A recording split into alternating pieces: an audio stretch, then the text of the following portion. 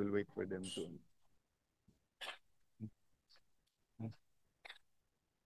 No, it's okay. It's okay. Good afternoon, Mr. Secretary. Disclosure muna kasi may nagsabi na may question sa team nyo. Pending a DNA, yung staff ko si Raf ay hindi ka mag-anak ni Secretary Vince, ha? Ayan, tumayo ka naman. Ayan. So. Pending a DNA test.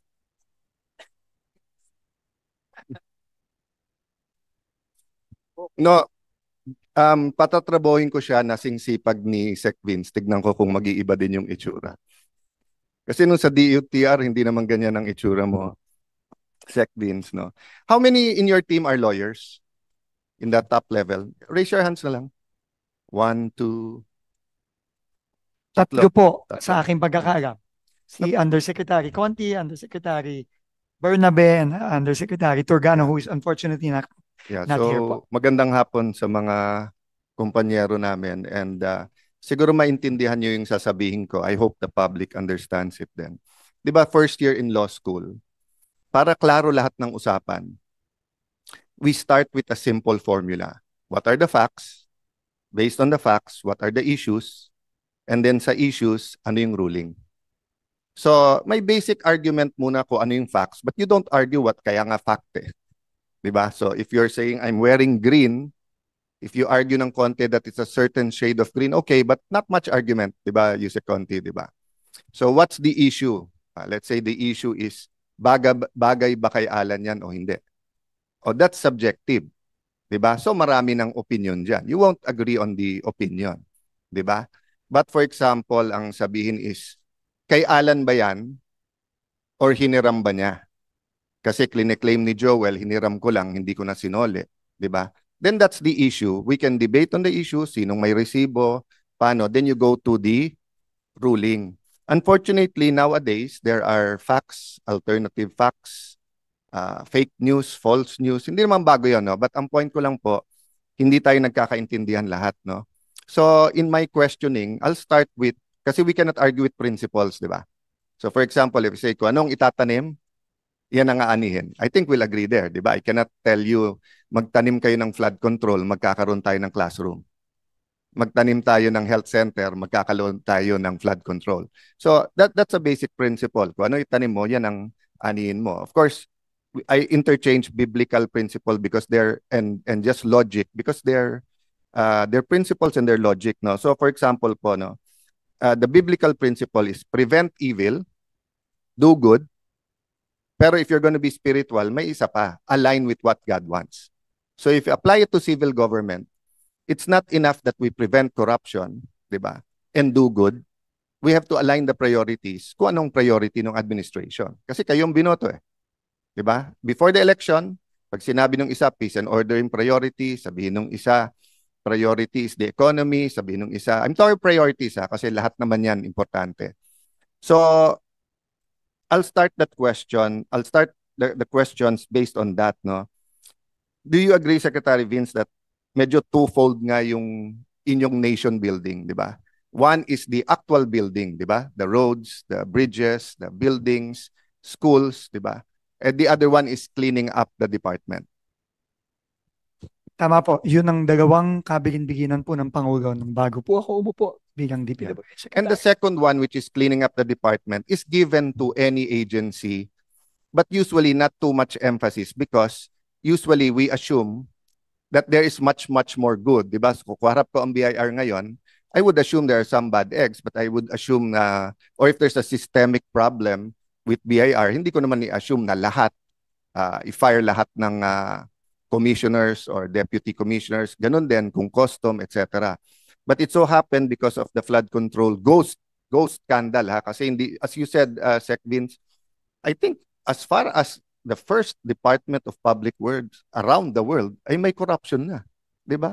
The first public works was the Garden of Eden na kinurap nung snake at ni Adam at saka ni Eve by eating the fruit. So, you know, then it's in the DNA, no? So, the point is, in fixing the problem of corruption, you need a new team, which you have. you have to see what's happening sa department, what you can change. All the senators here naman today contributed, di ba? Chairman has been contributing not only in this committee, in the Blue Ribbon Committee. Having said that, hindi pwedeng hindi dual yung priority mo. Meaning if yung paghahabol sa lahat ng corrupt at yung pagbabago ng sistema, mahihinto naman yung public works, we lose more. Do you agree with that? Agree po, Okay. Mr. Chairman. So on that point, may I ask you this question? Do you know how to rig biddings? No, Mr. Chairman. Okay. Do you think that this is the time that you should learn? We institute the necessary reforms? Yes. So thank you for getting it. Kasi I asked exactly the same question kay Secretary Bunoan. Halatang nagtitinginan sila ng mga USEC ng hindi nagtitinginan, hindi naman mukhang guilty to be fair, pero parang na-shock sa question ko tapos parang ayaw sagutin. But I told him this, in 1997 or 98, kaharap ko isang ministro. And I was shocked what he said kasi ministro nga so religious group, head ng malaking church, no? At least in our district. At sinabi niya sa akin, Alan, susuportahan ka namin as congressman, pero ang tanong ko sa inyo, marunong ka ba mandaya? And of course, I was shocked. Bakit mo tatanungin ko marunong ako mandaya? Kaya mo nga ako sinusuportahan. I'm bringing in, kasi endemic yung dayaan sa eleksyon noon, pati sa Taguig. And sinabi niya sa akin, kasi ayaw kong masayang yung boto namin sa iyo kung ikaw ay dadayain. Diba? So I ask you that question because being so much people trust and put their trust in you and the DPWH and in your mission. So if you don't know how to rig the biddings or how it's done, I'm not asking you to rig the bid. Very, very clear yan, ha? Hindi ko sinasabing i-manipulate, i-rig, dayain, kurakutin, whatever, yung pondo ng DPWH, yung bidding. Ang sinasabi ko lang, pare-pareho tayo dito. Kung hindi namin alam paano patakbuhin, for example, no? Kung ako ay bagong senador at hindi ko alam kung paano patakbuhin ang office ko, marami akong staff na tatawag ko saan-saan ahensya at hihingi ng special favor. Di ba? So that's one thing senators or congressmen have to learn right away. How to make sure that in fighting monsters, they do not become the monsters at the same time. Another lesson is we have to verify all of our information. Diba? Kasi ang daling magsalita eh. We can ruin lives, we can rule teams, we can ano. So my point, Mr. Secretary, is I hope you learn all the tricks of the trade because as you change the rules, mag-a-adapt din yung mga nangungurakot. Diba? We've seen that nung bata tayo, bago tayo doon, but we're not that young anymore. So from one administration to the other, ang testimony ng mga Diskaya,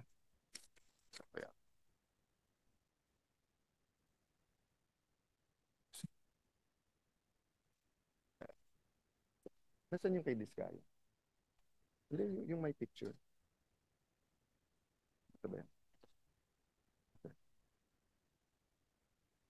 Yan. So sabi ng mga Diskaya, I'm not saying it's gospel truth o totoo, but as reference lang.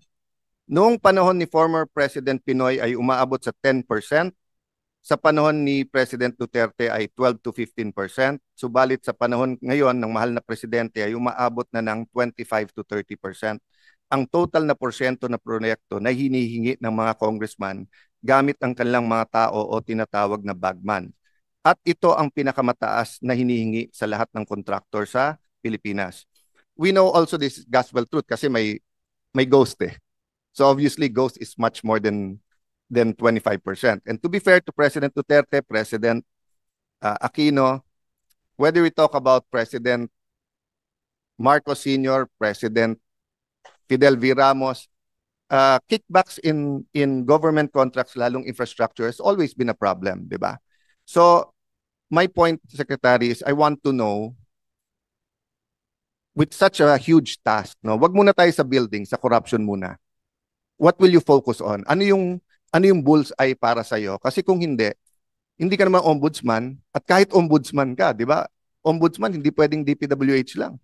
There are other agencies. Diba? Sabi nung isang study, for every 1 peso we collect, 1 to 2 pesos hindi natin kinokollect. So yun ang pinakamalaking scam or scheme sa Pilipinas, di ba? Kasi if we collect 4 trillion, hindi na collect 4 to 8 trillion, mas malaki yun. Pero hindi madaling hulihin yun. That's every single port, that's every single tax na ini-evade, di ba? So sa palagay mo, Secretary, to be fair to you, you've only been there for 5 weeks, right? 5 weeks, no? What will you focus on? Or dito sa corruption, what's the bullseye for you? Unang-una po, nasabi ko na rin po ito kanina, Mr. Chairman, dalawa po ang kailangang focus. Mahirap po siya, pero kailangan pong gawin. Kasi yun po ang inaasahan ng mga kababayan natin. Unang-una, kailangan pong managot yung mga dapat managot. Unang-una. No? At ang responsibilidad po namin ngayon, una, mag-focus sa loob ng DPWH para po matakot at hindi na gagawin ulit. Yun po ang unang-una. No? Kami po ay nakikipagtulungan din sa ICI at sa Ombudsman para yung ibang mga dapat managot, base sa ebidensya, mananagot din. Pero tingin ko po, no, ang mas lasting na magiging legasiya, at ito na rin po ang sinabi ng ating Pangulo, na yung reforma. Kailangan pong magbago. Yung mga nasabi na rin po kanina ng ibang membro ng committee, na marami po dito sa pinag-uusapan natin ngayon, matagal na po ito. Iba nga po, marami po dito, dekada na po ang binilang, hindi lang taon. So, kailangan po nating baguhin yon. Example po, pagbababa ng presyo ng mga materyales para talagang mag-reflect ng totoong presyo sa merkado at maiwasan ang overprice. Yun po ay naging call ni Chairman Win, ni Senator Loren, nung anak po ni Senator Loren. At yun po ay kailangan na natin gawin. Hindi po yan, I think ang last time po na in-adjust ang CPMD at DUPA nung 2015? Kailan? I think po nung 2015 pa. Nung time po ni Secretary Babe Singson. That was the last time na in-adjust.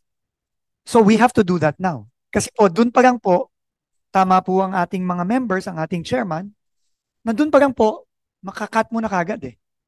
Yung potential na pwedeng nakawin, makakat na po agad dun. Hindi po siya silver bullet by any means. Hindi po, ibig sabihin, pag binaba natin ang DUPA, binaba natin ang CPMD, mawawala na po ang korupsyon. Hindi po. Pero malaki po ang mawawala. At ang iba pong mga reforma, halimbawa po, yung pagsisigurado na bawat pumasok sa budget ang isang proyekto, dapat yan may plano. Dapat po yan may endorsement ng Regional Development Council, ng Provincial Development Council. Marami po sa mga questionable proyekto na tinitignan natin ngayon. Wala po yan. Sabi nga po ng mga mayors na nakausap natin, ng ibang mga, kahit po congressman, nagulat na lang sila at bigla na lang may sumulpot na proyekto. Yan po ang sinabi sa akin ni Governor Bons Dulor sa Oriental Mindoro. So, dun lang po sa ilang yan, malaki na po ang tingin ko ma-address.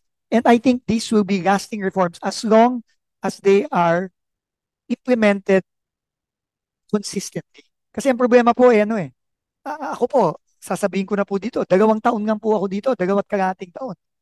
I will not be here anymore after 2.5 years.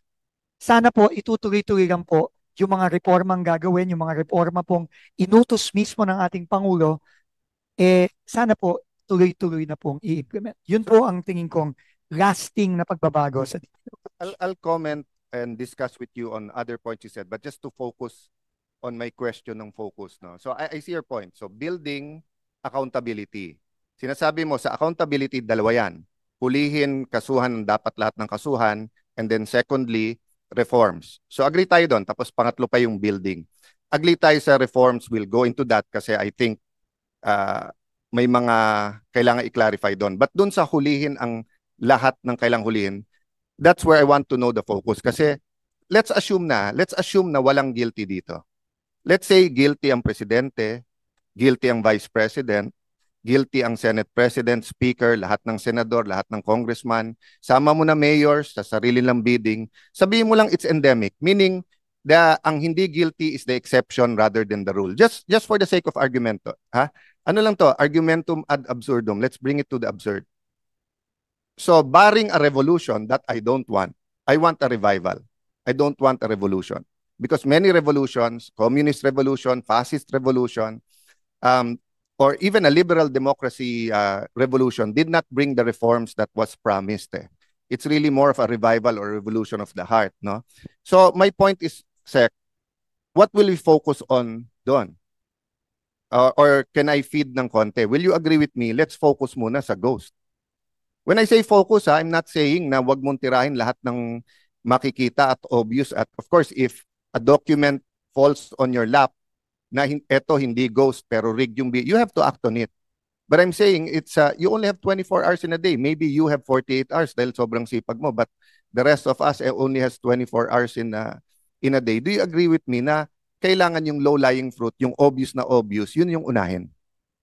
Unang-una po, no, nagsisimula po kami lahat, no, lalo na sa bagong team na pumasok sa direktiba ng PANG, which is wala tayong sisinuhin, wala tayong sasantuhin.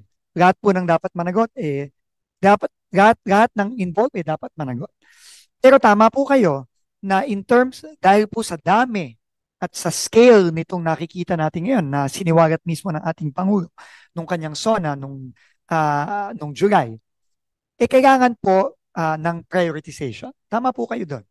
No? At yun na rin po ang sinabi ng ICI nung last week, nung sila ay nag-presentation. At ngayon po na may bago ng special advisor, si General Asurin, yun din po ang kanyang sinabi. At yun po ay gagawin natin in support of the accountability measures na gagawin po ng ICI, ng Ombudsman, at ng DOJ. So yan, dyan po tayo nagpa-prioritize, pero hindi ibig sabihin nun is magto-turn tayo ng blind eye sa ibang mga bagay. I agree with you 100%. But it's important for people to know why.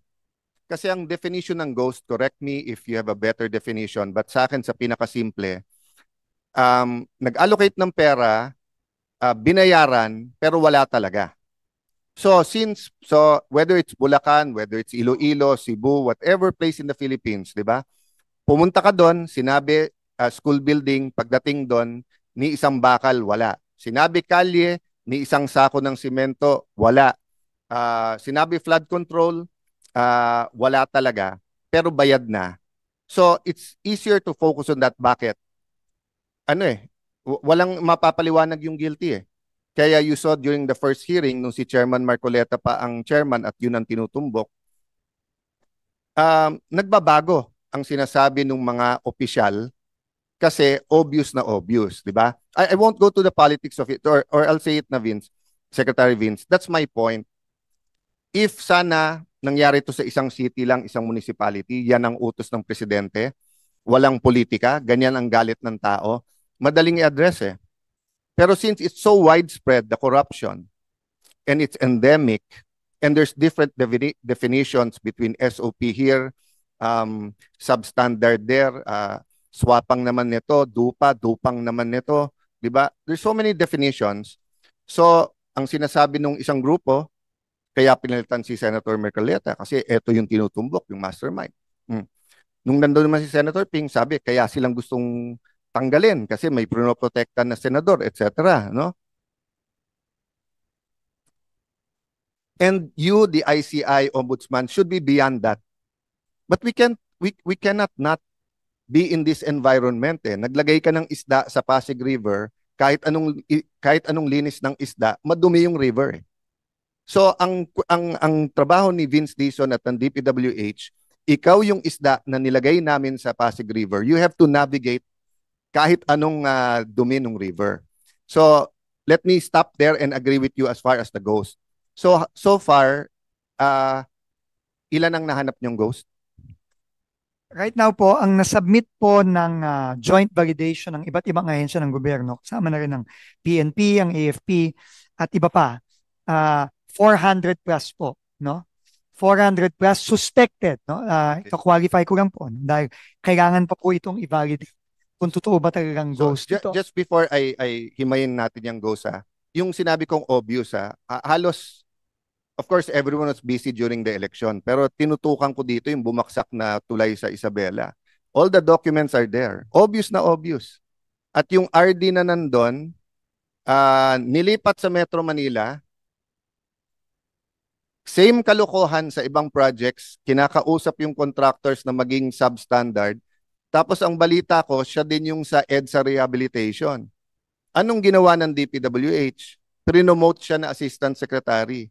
Kasi daw, para alisin na siya as DP. So I hope, while I'm with you, na focus natin Ghost, yung mga obvious naman talaga, that should start running. Diba? Kasi kung hindi, magtatago naman under the Ghost projects yung iba. Isipin mo, kasama yan sa SONA ng presidente.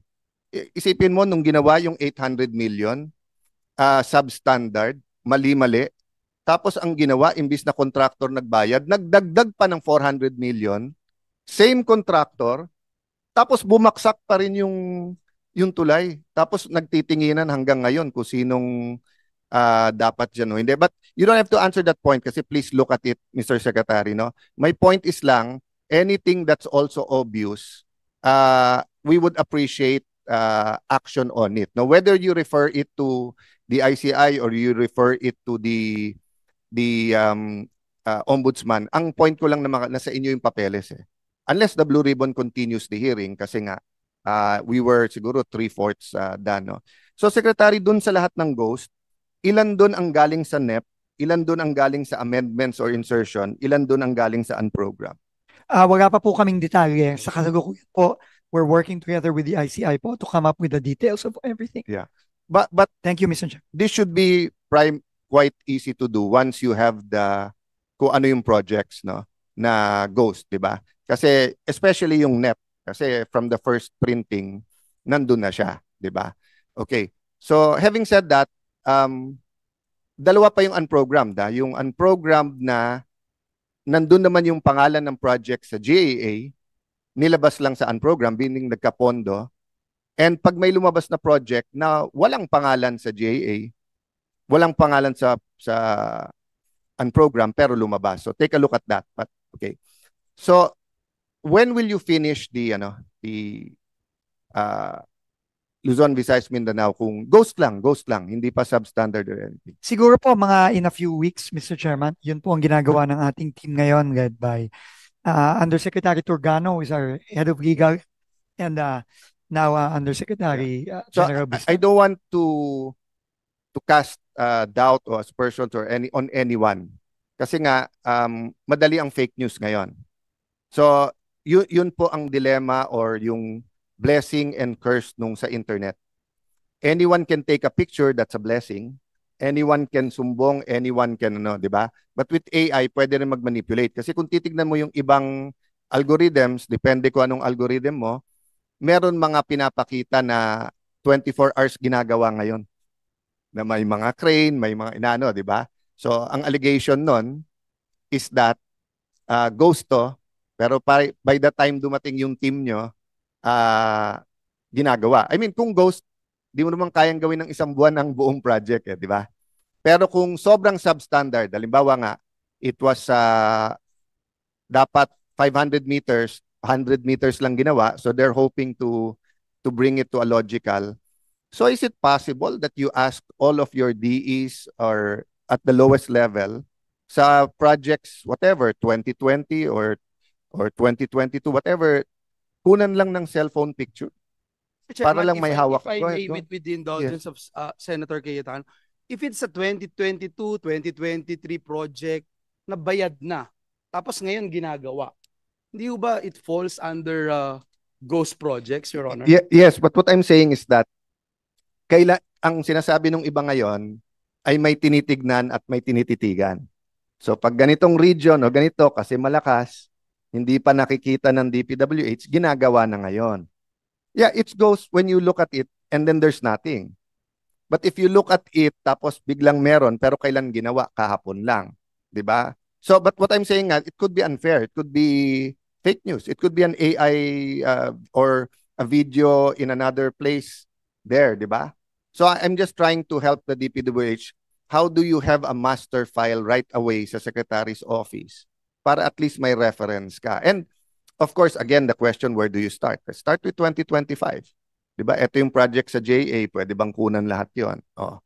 Second, ngayon, kung yung DE na yon nag-submit sa'yo, let's say Bulacan, nag-submit yung ngayon na nasa hearing, kinunan niya, pero yung kinunan din ng mayor o kununan sino, or that might be the solution. Kunan ng DE, pero kunan din ng mayor or ng governor ng picture para na may reference lang tayo. Because only God knows what's happening in the whole country. And it's easy now to, and Secretary, correct me if I'm wrong, we're only talking about yung pondo na nasa DPWH. Kasi katulad ng DOH, lookout nila yun eh. Pondo nila yun eh. Kayo lang yung gumagawa. Di ba? Ang taga-inspect nun dapat sila. Hindi dapat sila na surprise na may ghost. Kasi may regional directors din sila eh. Sila dapat nagbabantay nun. May I make that difference, and correct me if I'm wrong, Secretary, while you're going to answer that question. Tama ba na halimbawa ang PSC gagawa ng covered court? Magmomowa sa inyo, gagawin nyo lang. Pero saan yung court? Yan by basketball o volleyball o badminton? Kung ang DOH gagawa ng health center, whether yan ay maliit, super health center o hospital, sila yon. MOA lang sa inyo, kayo lang magko-construct, kayo magbibid, kayo magko-construct. Classroom, ganun din. Ang DepEd ang masasabi sa inyo, 4 stories yan, 5 stories, etc. No? Kasi I want to make that distinction. Sa flood control kasi, purely project nyo yan eh. Kaya dapat nagbantay dyan, DPWH. Kaya nga makita natin na ang kuntsabahan, DE, Deputy DE, etc. hanggang COA. Pero pagka yung ibang ahensya naglagay sa inyo, mali ba ako, Secretary, dapat binabantayan nila. Trabaho nila yun eh. Opo. Sagutin ko po yung pangalawang tanong. Tama po kayo. No, kung ang project po ay classroom, dapat po may responsibilidad din po ang DepEd na magbantay. Kung ang project po ay hospital o health center, DOH po, may responsibilidad din po magbantay. Ito naman po sa unang katanungan, maganda po yung idea na yon. No? And yan po ay pipilitin natin gawin. Madali na naman po ngayon yan dahil sa teknolohiya. So, isa po yan sa mga hopefully magagawa po natin na maging measure para ma-monitor po ng mabuti. Kasi malaki pong problema talaga ang monitoring sa DPWH. In fact, Mr. Chairman, paulit-ulit nga ako. Kahit nung few days pa lang ako sa DPWH, ang madalas ko pong naririnig na sagot ay hindi ko alam. No, yun po ang paulit-ulit ko naririnig. Hindi ni ganito, hindi alam ni ganyan. So, ang lagi pong rason, ang dami po kasing proyekto. Pero with technology po, tingin ko dapat masosolve na natin yung problemang yun. So, maraming salamat po sa suggestion. Monitoring, Mr. Secretary, and of course, I appreciate yung views ng mga senador, yung proposals, no? But like here, I have here, I'll give this to you, sinulatan ko lang, Sec Vince, no? This is just a one-page summary galing sa sa EDCOM. Ang shifting, when you say dito ako nalito sa single shift does it mean na 7 to 3 or 8 to 4 yung estudyante, or does it mean kasi sa akin pag sinabi mong may no shifting anyway, ang ibig sabihin ng single shift, full day sila. So 36,559 schools single shift. 2,591 schools are double shift, meaning umaga at hapon, parang Lasal Green Hills nung araw, no? Ganun sila. Triple shift, 216, meaning yung dating 7 to 3 or 8 to 4, ano yan, 6 to 10, 10 to 2, 2 to 6 ng hapon, more or less. Kung titignan mo, Sec Vince, 216 lang yung triple shift, ha? And it's only 1, 2, 3, 4, 5, 6, 7.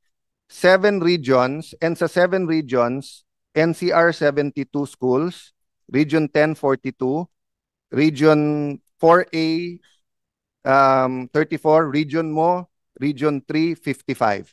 The other regions, maliliit. Region 5, 5 schools lang, Region 6, 5, Region 7, 3. No? Meaning, not only coordinating with DepEd, if you can have a task force. Ang problema kasi sa 3 shifts, malamang nun, wala nang room yung school. Diba? So, malamang dito, new school na ang kailangan mo para lumipat na yung ibang estudyante. Yung second shift, I don't know, no? But for example, sa Taguig, we started building 7 stories ng may elevator. Kaya tumatagal kasi yung fund, yung kwenta ng, let me put it this way, if CHED ang kausap mo, and they want to build for more than 100 state use, a specially designed academic building or school building, you can do that mabilis. Upuan, more or less pareho. siguro may 2 types ka lang o 3 types. One is 4-story na walang elevator, one is 5-story or more, may elevator, di ba? But more or less, halos lahat ng campuses ng State U may lugar eh. Pero DepEd schools is so different. Yung isa, pwede 4 stories lang pero gigibain mo yung isa. Yung iba, pwedeng 5 stories pero elevator. Pero yung municipality or city na yun, walang pambayad sa kuryente, baka tumaas pagka mag-elevator. So, there are many reasons why napabayan. Of course, the other reason is mas malaki kickback pag hindi school. But the DepEd has a budget for schools and only 20%. So, that's not the argument there. So, ganun din po sa DOH, Sec Vince, no? I'll make my point after DOH. I think last month, with the indulgence of the chairman and secretary, Senator Lauren Legarda, no, who's made many of the innovations here. I told SecMina na, SecMina, bakit may 1 billion pesos si DOH for public affairs para sa ano? Ang commercial ni DOH secretary ay wag mag-drive at text. So yung wag mag-drive. Hindi ako naglagay ng budget na yon. No, I was saying that I was mentioning here. I was saying you made a lot of innovations here, and I'll make my point later because sorry, hindi ko time. No, I'm going to your 2010 hearing nung malaking bagyo. But I'll go there. I'm sorry to. Yeah, no, it's good you interrupted me para hindi ma-relate sa sinasabi ko. Sec Vince, with your patience, I just want to say this about the DOH. So sinabi ko, Sec Mina, ano ba talaga gusto niya? DOH secretary or LTO chief?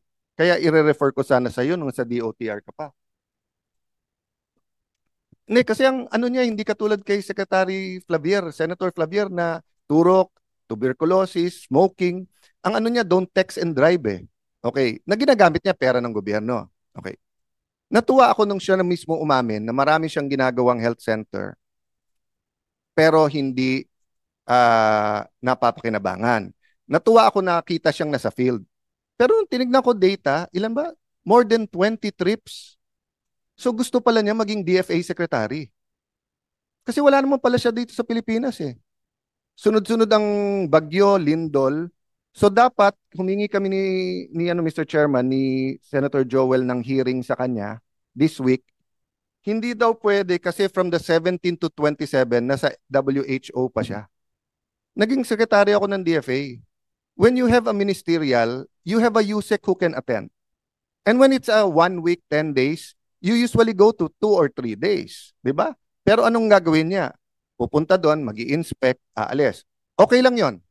Okay lang kung kaya niya efficient. But yun ang point ko kanina. Hindi naman trabaho ng DPWH na sabihin sa kanila, sir, tapos na yung phase 1, penging pondo ng phase 2. Tama ba o hindi, Mr. Secretary? Yung HPEP o yung pondo ng health center, wala sa inyo na sa kanila. Tama po, Mr. Chairman. So ang trabaho lang ho ng DPWH, ng district engineer, isabihin lang sa kanila, di ba, na, sir, patapos na yung phase 1, pondohan nyo na yung phase 2. Siya nag-expose sa sarili niya eh. Natignan nyo to, tinubuan na ng halaman. Siya din nag-expose sa sarili niya. Walang doktor, walang nurse to. Most municipalities in the Philippines do not have specialists and doctors. Kami sa Taguig ang nauna sa super health center. Ang concept nun, may ospital ka, may primary health center, something in the middle. That's 24 hours. Bago pa namin itayo yon, naghahanap na kami ng doktor. Kasi pag tinayo mo at walang doktor, di ba? So my point, Mr. Secretary, is I know you want to get the job done, but the other departments have to get their job, have to do their job. Di ba? Okay, which is my last point on that. Okay. Kaya ko binanggit si Senator Legarda. If Senator Legarda remembers, I forgot the name of the storm. There was a big storm in 2010. Undoy, di ba? And that's where, di ba, yung walang satellite phones, yung ibang NDRM, walang yung, kasi wala na masyadong, wala pa. Pero wala rin kasi nga, nung araw, lahat may VHS o UHF. Pero nung nagkaroon ng cellphone na lahat, nung natumba yung towers, so ang daming, yun yung mother of all hearing sa baha. But what they found out there is one reason binaha bigla ang Bulacan at Tarlac na wala naman dati is because the power plants that put a dam committed to put a irrigation and flood control para yung tubig sa pagtapon niya, doon pupunta, hindi sa ano.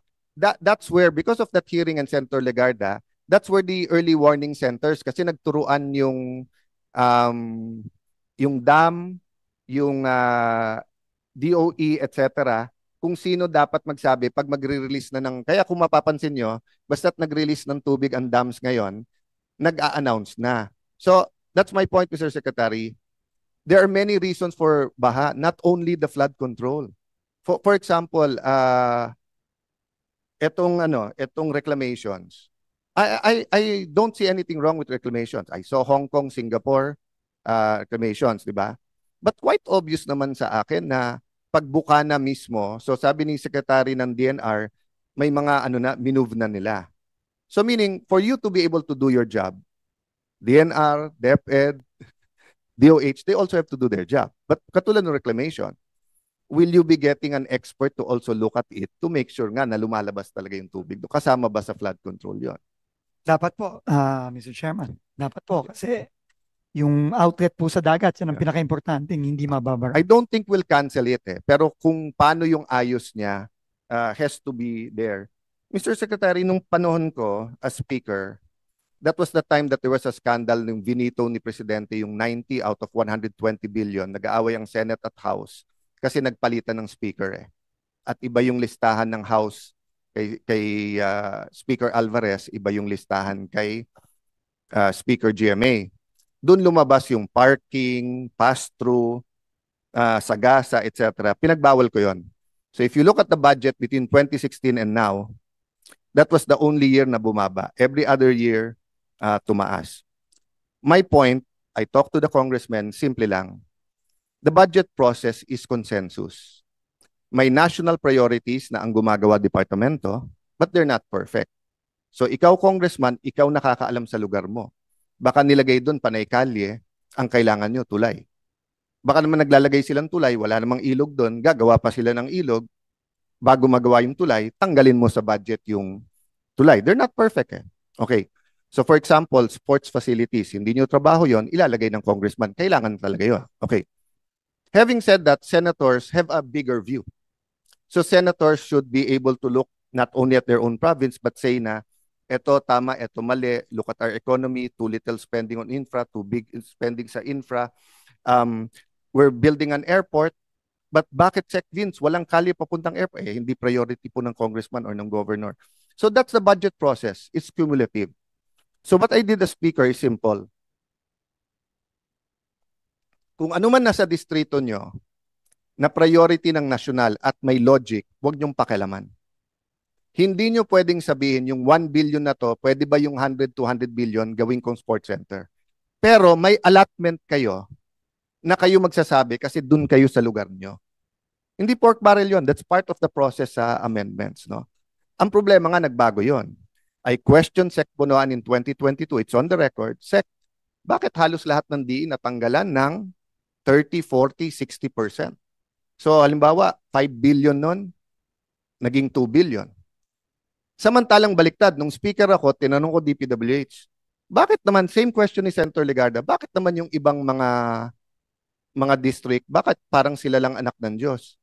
Bakit yung iba parang outside the Colombo? Ay, sabi sa akin ni Sec Mark noon at ng mga USEC, sir, may capability ang DE at region. So as you put up that capability, let's say for example, if let's say Calabarzon, Batangas, Cavite, na 30 years ago, they were not that developed. As they develop, they need more infrastructure. So as you put up yung capability, tao, etc., so natural, every year mataas yan. So tinanong ko, binalik ko ngayon kay Sec Bonoan. Bakit ngayon, yung distrito na may 6 billion, never mind the outliers. Sec Vince, I'm not talking about the outliers. I'm not talking about yung may 20, 15 billion, biglang naging 5. I'm talking about the average congressional district. Ang sabi kasi ni Sec, well, utos daw yun Hindi naman sinasabi ko anong utos. At yun daw lumabas. Doon namin nabalitaan na nagbebentahan kasi ng project. So kung 5 billion ka sa district mo, naging 2 billion, bilhin mo pabalik yung 3 billion. Pero yung 3 billion na bibilin mo pabalik, choice mo na kung ano ilalagay mo. So kung congressman ka ngayon, I'm not defending, may dilema ka. Gusto mo may project o wala yung distrito mo? The 20th poorest, halos 15 doon, continue to be the 20 poorest provinces. Diba? So, I'm just adding to the problems you have to think about, no? Because I want to support you. We here, the Senate panel wants to support you. No. The reality is, you have to give the local officials and the congressmen leeway. You have to give them leeway for the projects that they think is logical. I'll jump to another point. Sinabi nyo na tinanggal daw nung former secretary yung acceptance ng LGU. Was that explained to you bakit tinanggal? Actually, ang nakahalata po noon, hindi pa ho ako. Ang presidente mismo ang nakahalata noon nung siya'y bumisita sa Yes. ibang mga projects sa Northern Luzon. Yes, but was it explained to him why tinanggal yon? Well, hindi po klaro. Okay. Well, At least sa akin, no? yes. At least sa akin, hindi I'll po explain klaro. it, and this is for the public. Sige po, maraming salamat. No, because I was a municipal councilor in 1992, a vice mayor, congressman, bumalik ng Congress, etc. So, we hear these things and we realize, okay, tinanggal yan kasi whether kapitan, principal, mayor, governor, tao nila, city engineering, provincial engineering, ayaw pumirma ng acceptance kung hindi bibigyan. At ang katwiran naman nila kasi, tinitignan nila yung project, hindi rin halagang may lagayan dyan. Again, hindi ko nila lahat, wag magagalit lahat. It only takes 1 in 10 and then nadadama yung 9. 9 out of 10 hindi. Okay. So actually, hindi tinanggal ngayon yun, Vince. Sec Vince, ang tinanggal lang, pagka yung project ay walang kilalaman sa ownership or use, hindi mo na kailangan na acceptance. So for example, if I build a covered court now in Pasig, and it will be administered by the barangay captain or the mayor, he still needs to accept it. And then, may incentive siya na pirmahan. Kasi until he accepts it, hindi niya magagamit. So, it's counterproductive for him na ipitin yung contractor na hindi ko to pipirmahan. Di ba? Kasi nga, gusto mo na magamit. But for example, kalye. So, ang DPWH, it's a kalye na regional, it passes 3 provinces. Gusto mo nang buksan. But province 1 has to accept, province 2, province 3.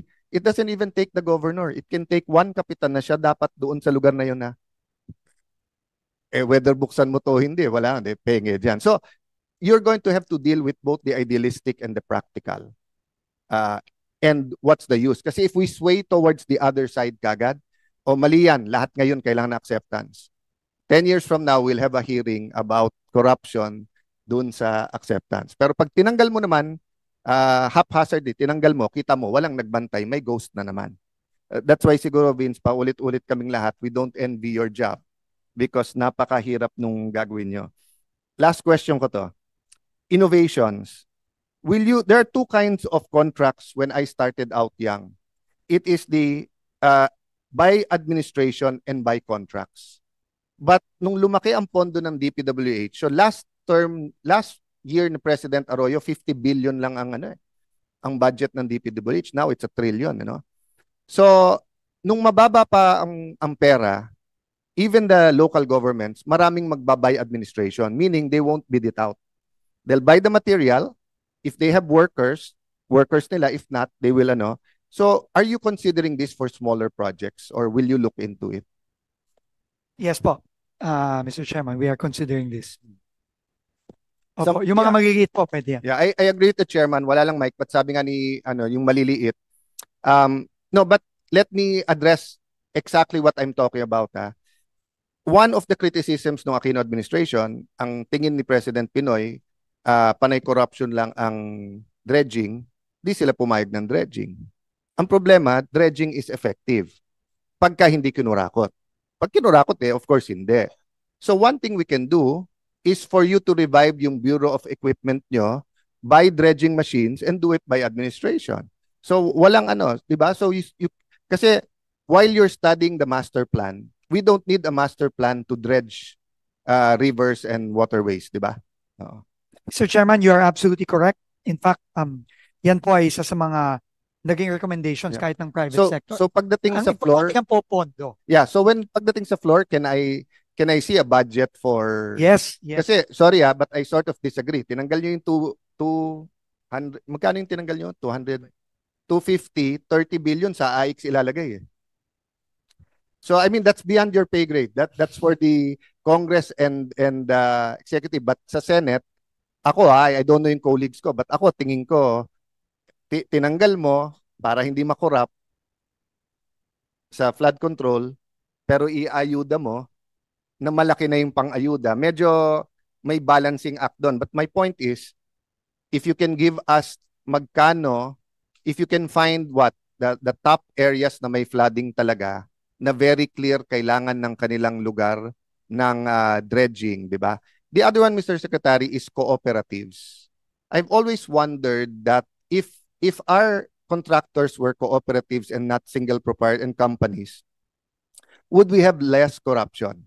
Sinabi ni Curly Discaya sa famous interview niya ngayon na minsan mas magagaling pa foreman kaso sa engineer kasi alam nila yung gagawin, no? So, of course, there's something good and bad about that statement, but this is my point.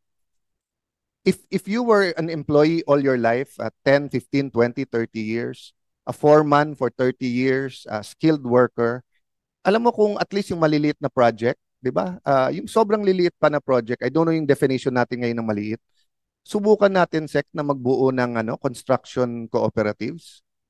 Di ba? Private sector po siya, but kasi pagka hindi natin ginawa sa rules natin na eto hindi ibibid, eto or ang bidding dito co-ops lang pwede, they will never win.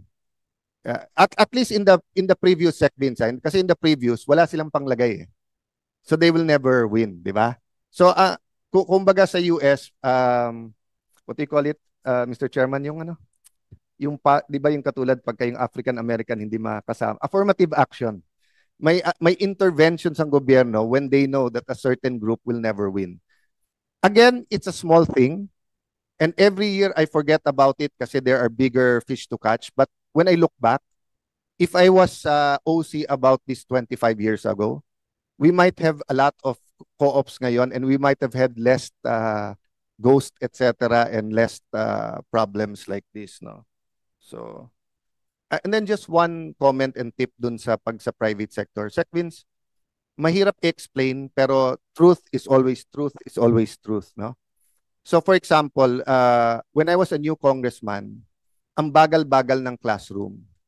So I went to the construction site and I asked the DPWH, bakit? Kasi daw yung curing matagal. So sabi ko, is there any way, yung yun, Sec Vince, yung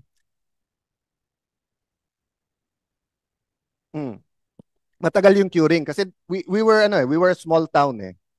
No, to be fair, tama siya. Kasi old town kami, so 1-2 stories lang kami. First time namin mag 3-4 stories. Ngayon sabi niya, sir, tataas kasi ng 20% kasi we need more chemicals for that. I asked the private sector. They said it's true.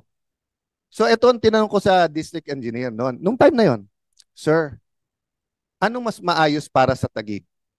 Yung classroom magamit na kaagad next year kahit na may dagdag na 20%? Or isa na namang batch ang siksikan na 3 ships dahil lang sa 20%. So that's my point. When you come out with all of this, the dupang pag mali yung dupa mo, pag para sa contract, para sa corrupt, edi dupang yon, pasayo lang eh. Ayaw mo mamasa eh. CMPD, when you come out with that, Sec Vince, it has to be apples to apples. Pati yung program, yung sinasabi ni Senbam kanina na come out with the design, etc. Kasi nga, bawat lugar iba eh. Yung isa, they're not rushing their classroom, so they have time. Time is not money, so yung curing nila kahit matagal, di ba? Pero sa iba, kailangan na namin right away, no? So, Sec Vince, paano lahat ng kinancel nyo na how many projects did you cancel because of the canceling ng licenses? More or less lang. More or less, ballpark. You don't have to give the exact figure now. We will get you the exact number, Mr. Chairman. But essentially, ang kinansigan po namin, yung mga, yung mga diskaya kasi wala na silang lisensya, yung mga joint venture nila kasi kahit na sila lang yung naapektuhan, pati yung ka-joint venture nila, naapektuhan na rin ng AMRAC freeze, but we will get you the number, Mr. Chairman. But do you also have na yung sa kinancel nyo, how many of that is 0%? Kasi kung 0% kinancel nyo, madaling i-bid yun eh. Pero let's say 15%, nagawa 50%, whatever, most contractors do not want to take over kasi pag nasira, magtuturuan kung sinong gumawa.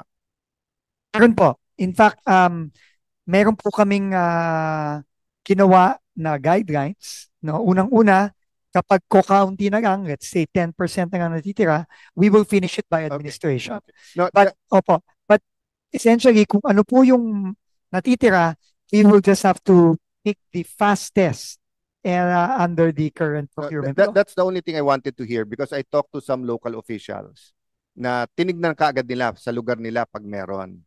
And yun nga, most are joint ventures or subcontract. But ang problema, let's say, if it's a classroom na sana pwede nang for next year na March, baka 1 year. I talked to a certain mayor, ano naman yung jails ang pinagagawa sa kanila, punong-puno na daw talaga jail nila. Kaya pagka na, more of yung sa BGMP pero sa local nila, yung tabi ng munisipyo na mga ganun, di ba? Some naman yung clinics at saka hospital nila, di ba, na these are siguro projects, I don't know for sure, but 70 to 100%, di ba? So whether it's going to be rebid, whether you're going to allow them, may I just make that pitch na wala tayong pakialam sa mga contractors na sumira nung sistema, na sinira yung trust ng tao, but we cannot allow naman. Let me finish, Vince, with our experience together. The North Trail was canceled by the Aquino administration. When it was canceled, nabigyan na ng pang-relocation lahat nung nasa Riles. Okay? Nung na-cancel, bumalik sila. And then nung kinancel, may arbitration. So magbabayad tayo. Buti na lang, na-negotiate ni Sec Vince na wag na tayo magbayad. But then, one day we woke up, maganda naman pala North Trail. Masama lang yung kontrata. Ang binigay sa atin ngayon, double na. Double na kasi inflation and nandun na naman yung tao, etc. So I don't want this to happen in the So I know para kang bibing ka ngayon, Sec Vince. May apoy sa ibabaw, may apoy sa ilalim. If you don't cancel contracts, baka ma-delay yung iba, apektuhan yung build mo, di ba? If you cancel it, baka humaba 2-3 years from now, may nagpre-privilege speech. Kasi kinancel ni Sec Vince, hindi ito nagawa. So again, we're here to help and make you successful. So I know you couldn't say some of this. Hindi tayo nag-usap about this. In fact, nung tinanong kita paano, no, I have to cancel it. I didn't argue with you na kasi here I can argue with you. No.